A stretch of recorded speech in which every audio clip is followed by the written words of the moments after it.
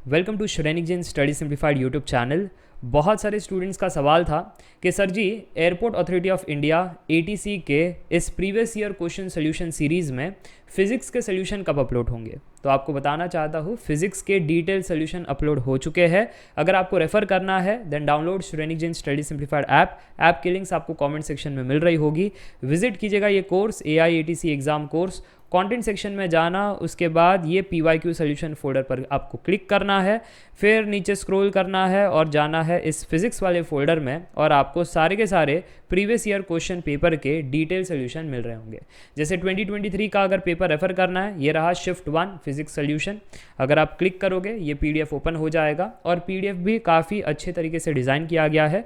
जैसे सबसे पहले क्वेश्चन आप खुद से अटेम्प्ट कीजिए, ठीक है, फिर उसके बाद आंसर की कि कौन सा ऑप्शन सही था, फिर उसके बाद एक डिटेल सोल्यूशन और जो भी फॉर्मूला यूज़ किया गया है हर एक टर्म का यहाँ पर एक्सप्लेनेशन भी दिया गया है, ताकि आपको पता रहे कि फॉर्मूला के अंदर अगर F लिखा गया है तो वो फोकल लेंथ है, U लिखा गया है तो वो distance of object from pole है, ताकि सेल्फ स्टडी में आपको कोई दिक्कत ना हो। और हर एक क्वेश्चन का ऐसा ही फॉर्मेट है। जैसे सेकेंड क्वेश्चन ले लो, इसका भी आपको डिटेल सोल्यूशन मिल जाएगा। थर्ड क्वेश्चन ले लो, जहाँ पर डेफिनेशन से काम बन जाता है तो डेफिनेशन दिया गया है, ताकि आपको हर एक चीज़ अच्छे से समझ में आ जाए, ठीक है।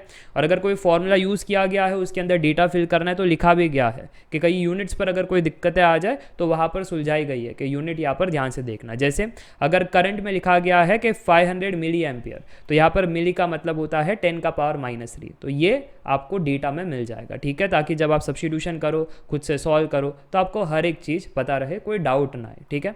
और ऐसा पूरा का पूरा पेपर सॉल्व किया गया है। 30 सवाल थे। और अगर आप एनालिसिस पूछो तो शिफ्ट 1 का जो पेपर है उसमें मैथ्स ईजी था बट फिज़िक्स थोड़ा लेंदी था। वही अगर आप शिफ्ट 2 देखो तो उसमें मैथ्स टफ था और फिज़िक्स जो है वो ईजी था। तो ये लक की बात है, जिसका जो स्ट्रॉन्ग है अगर उसको वो मिल जाए तो काफ़ी बढ़िया स्कोर कर ले। जैसे आप देख सकते हो ये शिफ्ट 2 का फिज़िक्स है तो वन लाइनर सारी चीज़ें थी, मेजॉरिटी चीज़ें वन लाइनर थी या डेफिनेशन से थी। देखो, capacitor connected in series behave like what. अब बहुत सिंपल है, ये रजिस्टर कनेक्टेड इन पैरेलल के फॉर्म में होता है ना, उसका एक्सप्लेनेशन भी दिया गया है।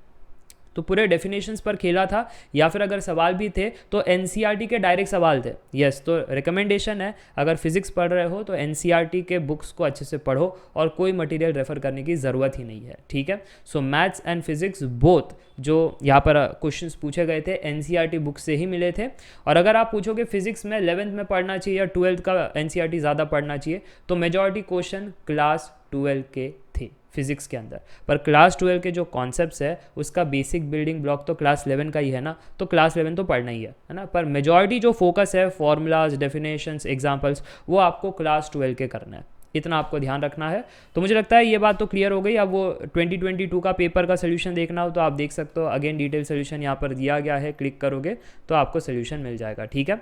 और उसके प्रीवियस ईयर्स के भी सोल्यूशन दे रखे हैं एंड सारे सेक्शन के दे रखे हैं। फिजिक्स ये हो गया, बाकी अगर रेफर करना है तो वो भी आपको मिल जाएंगे। So that's it for today. I guess आपको सारी चीज़ें पता चल चुकी है। सो कोई भी डाउट है कमेंट सेक्शन में पूछेगा। Meet in the next video. Up till then take care, bye bye for now, see ya, bye.